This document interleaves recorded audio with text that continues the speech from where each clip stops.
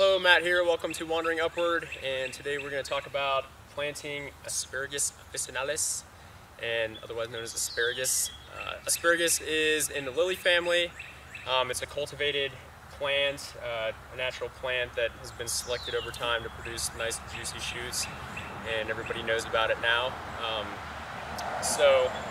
Asparagus is a perennial plant, which most people don't know, and the plant can live 15 to 20 or more years.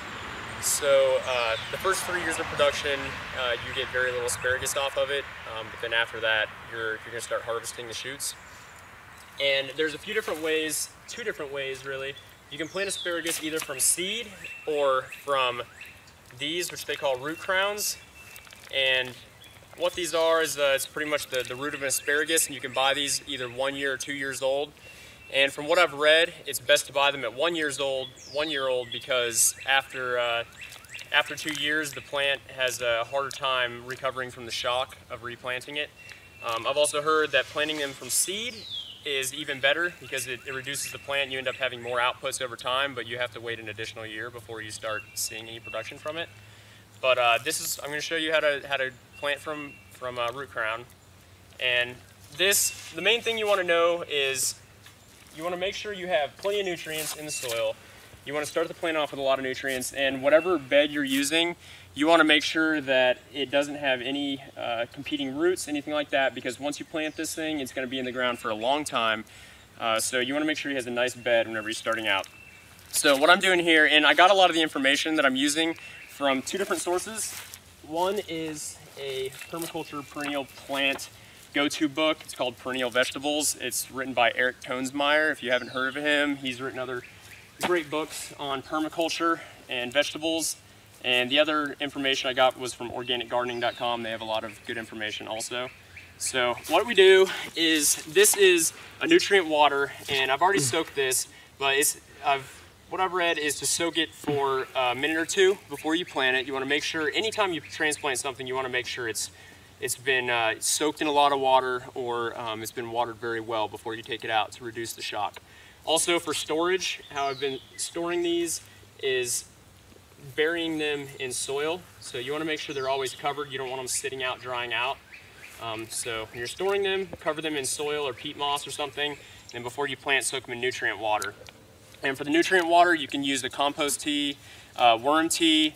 I've read that with salt water is some of the best way to do it. That was from I can't remember the book that came out of.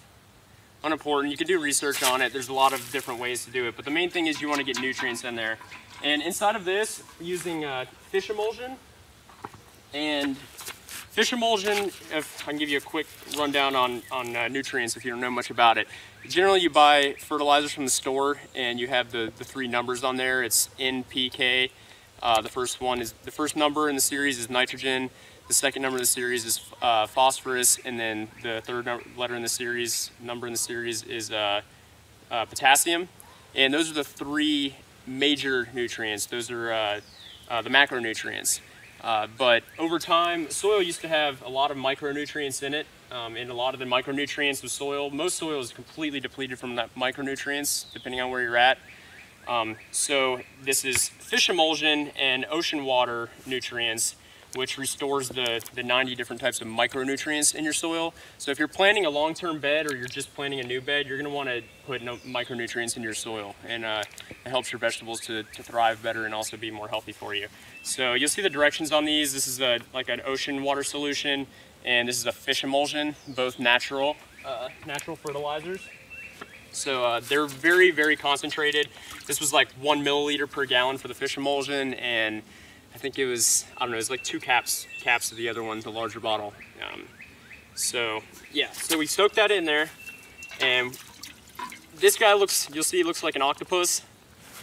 And what you want to do is spread it out to where it fans out. And you'll see what I did to prepare inside this hole is make a small mound.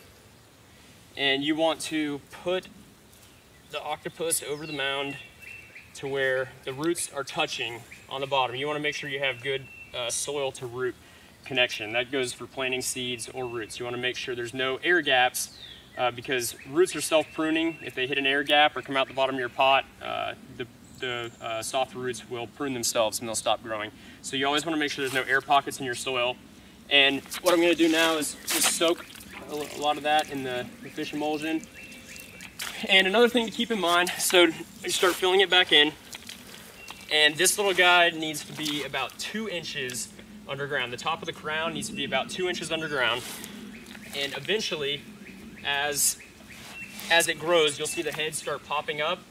You want the tip of it to be about 4 inches underground once it starts getting established.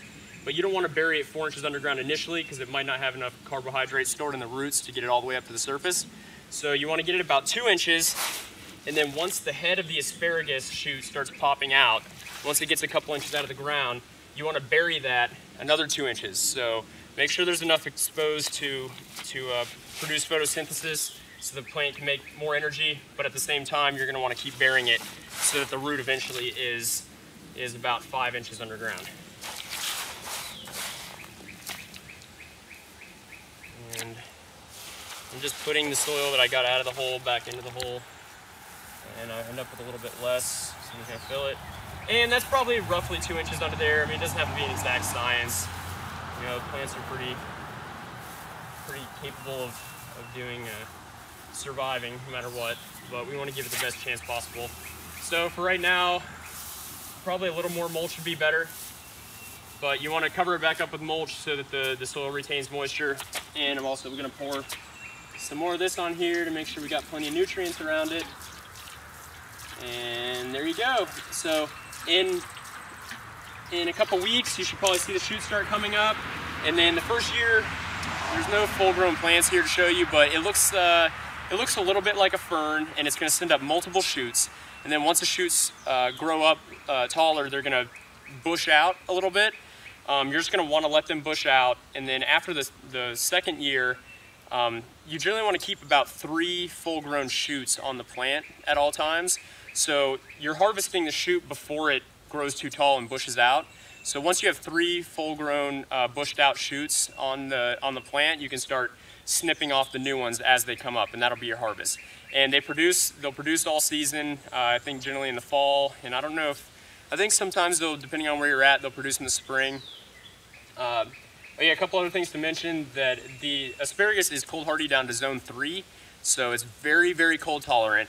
But it'll also grow in tropical and subtropical conditions as long as there is a dry period sufficient enough to elicit dormancy in the plant.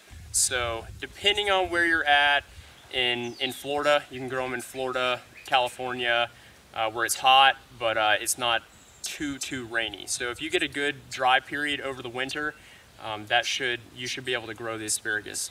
And one other thing, right before they go into a dormancy in the winter, you'll see the ferns starting to die back. When they start turning yellow, just snip them off and lay them on there as a mulch to help cover the ground, and let them go through the winter, and then they'll pop back up in the spring, and you can go from there. So hope that gets you started.